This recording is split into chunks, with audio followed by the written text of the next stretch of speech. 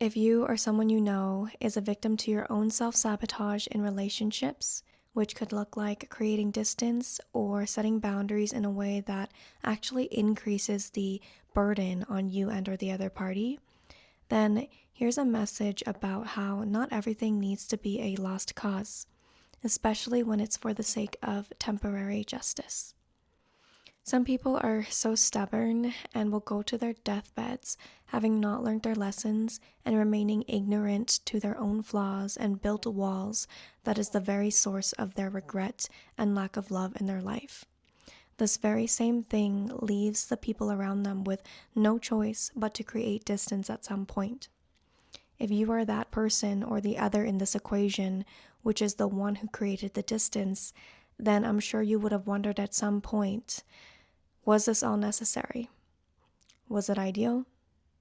Are you both truly happier and more at peace this way in the long term? Could the conflict that you're experiencing have been resolved? This is why it is so important to communicate despite how uncomfortable and inconvenient it can be. If you didn't try to do that at least, which is to express yourself no matter how vulnerable and ugly that is, while also giving the other party a chance to hear you out and say their piece, while putting their pride to the side and deeply reflecting within themselves, then how could you really have known if things would have ever changed? A part of growing and taking accountability for your feelings is being able to express that in circumstances where it could make a difference. The part where I said where it could make a difference is very important because I am not saying that you should bother when there is hard evidence that it is not worth your time and your energy. Sometimes in life you will be hurt by or hurt the people that you love. It just happens. I'm not saying to stay in toxic relationships. I am a firm believer in releasing what and who is not meant to be in your life anymore, even if they were good people and nothing bad happened, because sometimes they are just meant to be in your life for a season.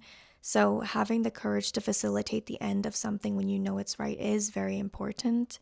I have personally done it many times in my life. Indeed, releasing most of those people and environments did bring me peace, relief, and energy after the fact. However, that is only the case because I chose not to release from a place of pettiness, fear, indifference due to exhaustion, or any other self-sabotaging reason.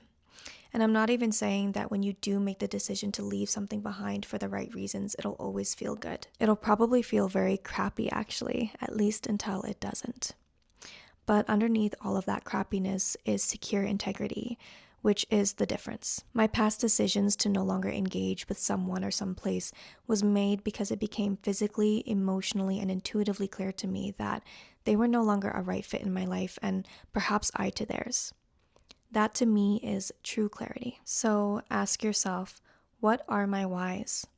Am I doing this out of pride when in reality having this person in my life still would make me happier than the opposite?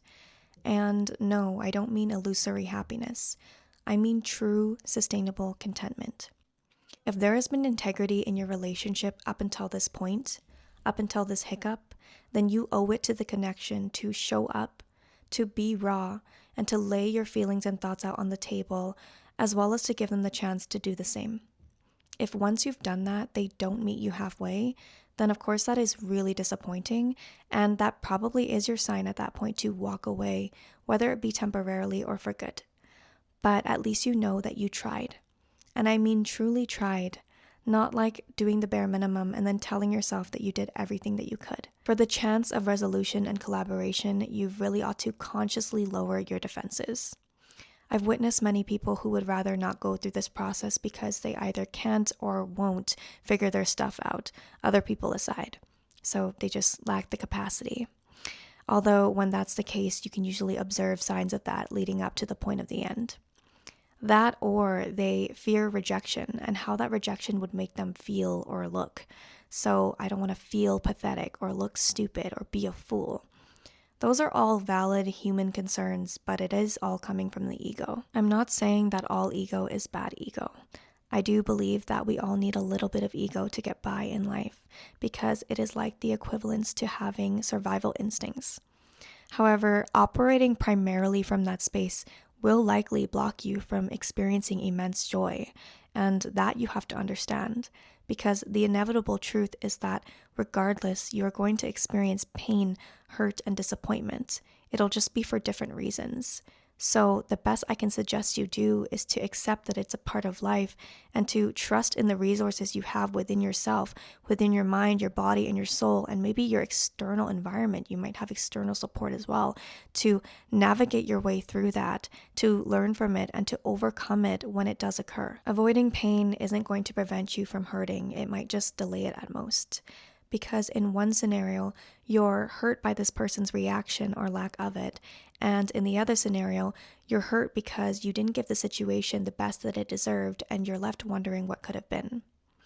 Remember, there is a third possible scenario in which you aren't hurt by this or that outcome, and instead you're experiencing shared relief and gratification because you and that person who you cherish did come to a resolution or compromise. Once you turn that rock over, the hope would be that you two better understand each other and are satisfied with the new depths that you've reached together. And of course, even that doesn't guarantee that they will be here to stay forever. You want to leave? Even that won't guarantee that that person or thing will be here to stay for good, or that yet another point of tension won't come your way. But that doesn't mean that you should anticipate for it or to dread it, because what does that really solve? Whatever you think it solves is an illusion. It's a screen of safety. Or it could be a realistic concern, but ruminating on that will only prevent you from appreciating where you are and experiencing this moment for everything that it is. So keep an open mind in places and with people where your heart feels even a glimmer of safety and comfort to be your most authentic self or to be your best self. And I hope that this tangent gave you exactly that, which is a blueprint to cultivate courage in navigating your way through an issue that you're experiencing with significant people or places or things in your life. Of course, different things work for different people, but this is just what I've learned. I wish you the best and hope all is well.